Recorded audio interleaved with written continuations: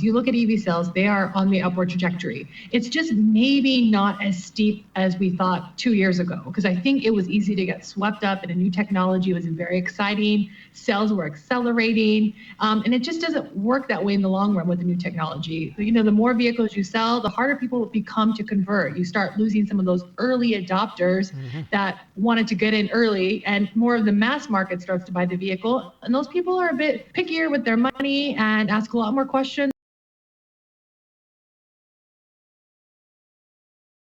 Hello everyone, welcome back to another episode of Parts Talk. Thank you for joining me. I appreciate each and every one of you. Now, the electric revolution seemed imminent just a few years ago, with American companies like Lordstown Motors, Fisker and Nikola poised to challenge Tesla's dominance. However, the reality has been starkly different. Many of those companies are now facing insolvency, with their stock prices plummeted. Even Nikola, once valued at nearly $29 billion, has seen its stock prices drop by 95%. Founder Trevor Milton's conviction for fraud further tarnished the company's image.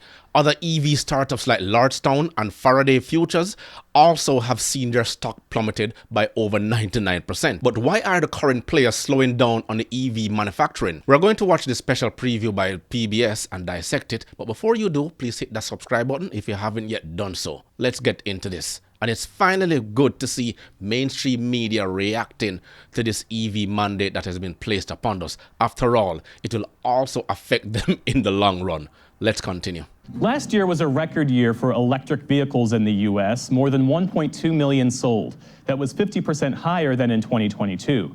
And yet there are signs that demand for EVs appears to be slowing and may not be quite as intense as either automakers or the Biden administration has expected. To help us understand where things are, we're joined now by Jessica Caldwell of Edmunds.com. So it feels, Jessica, like the general perception of electric vehicles, in some ways fueled by media reports, is that the demand is slowing, the market is slowing heading into this new year. Is that narrative true?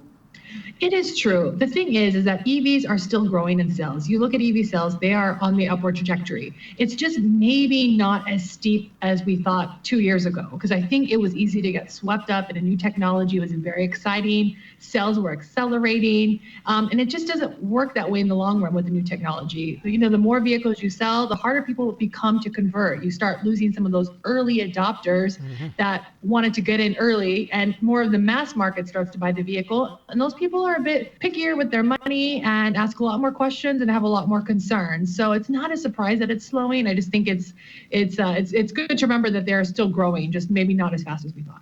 Well, during an earnings call today, GM CEO Mary Barra said the pace of sales has slowed, and that follows recent announcements, as you well know, by GM and Ford, who've said they're going to cut back some of the production of new electric vehicles and delay some investments. Why? What accounts for that? Help us understand the market dynamics. Right. I mean, I think when you look at EVs, they are more expensive. We're in an era right now where prices are high for these vehicles.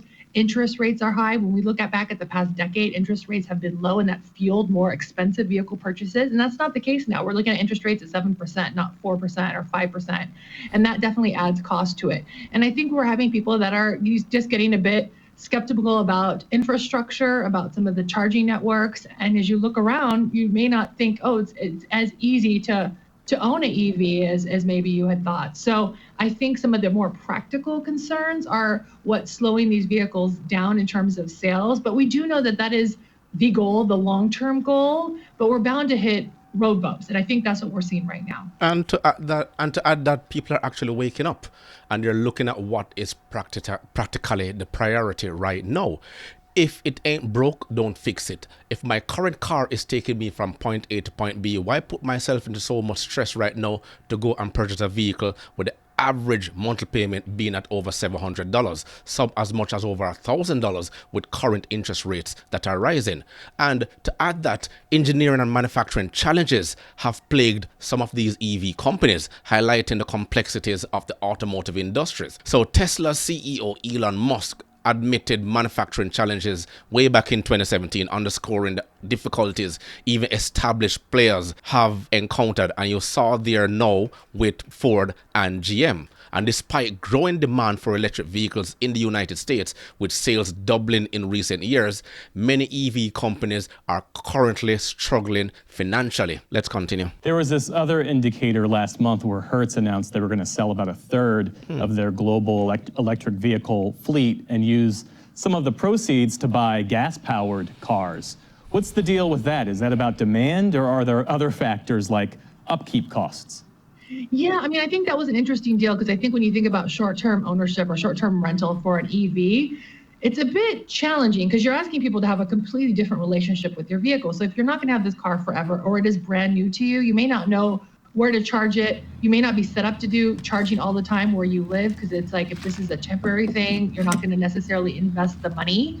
So I think that could be some of the issues too. And I know they complain a lot about repair costs, particularly to batteries. And I think a part of it, again, is going to a new technology. Not everyone is feeling comfortable, perhaps, fixing batteries. And maybe, we're hearing that the vehicles are just being scrapped instead, which feels very wasteful. But it's like, you're also hearing that batteries are causing fires, and I could see if you are a repair shop. Yeah, let me interject there. There's a slew of problems. It's just, even the other day I was watching this video, I believe it was Marcus Brownlee, very popular YouTuber, have millions of subscribers, and he actually had to report on a situation where he had to help an elderly lady try to charge her Tesla. She had no idea how to plug the charger in, going onto a particular app in order to access the port, the charge point port, or the Tesla supercharger to get going. So we have to take into consideration the elderly and other individuals who have no idea or who are not technologically savvy to get into these things. And it's good that she mentioned Hertz, who had to dispose of over 20,000 electric vehicles because it was not economically viable for them. A report found that several companies are on track to run out of cash by next year unless they raise new capital or cut costs. So 2024 is already set up to become the year of layoffs and job losses. Let's continue. Don't want to take that risk. Meantime, the Biden administration announced they're going to invest $325 million more in programs that would advance EV technology. They'd repair some chargers, and they would cut battery costs overall. How far will that go toward making EVs more affordable and more accessible?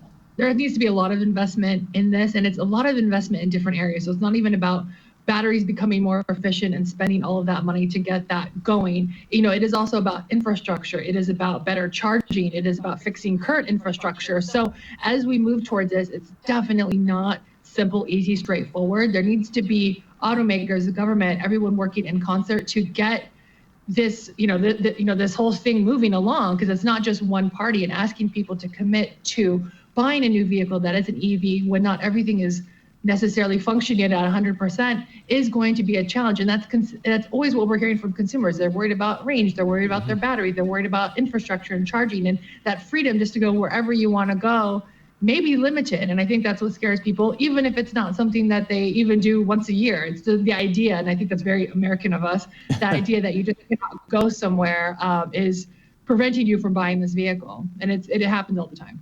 Jessica Caldwell is head of insights for Edmunds.com. Thanks so much for your time. Thank you. It's good that she mentioned the cost of batteries, because word have been spreading like wildfire how many EV owners, the ones who actually bought used EVs, were up in arms when the batteries eventually went after the warranty period has ended, and they were surprised that they had to fork out over $50,000 to replace that battery. Now, major car companies like Ford and GM are also reevaluating their EV production targets, signaling a shift in the industry's outlook. So while the hype surrounding EVs may be fading, the reality is setting in, with the nature of many companies uncertain. What else can you add? Let me know in the comments below. Remember to grab a copy of my ebook, The Parts Manager Guide. Please smash that like button on your way out. It will only take you 1.5 seconds to do so. Until next time.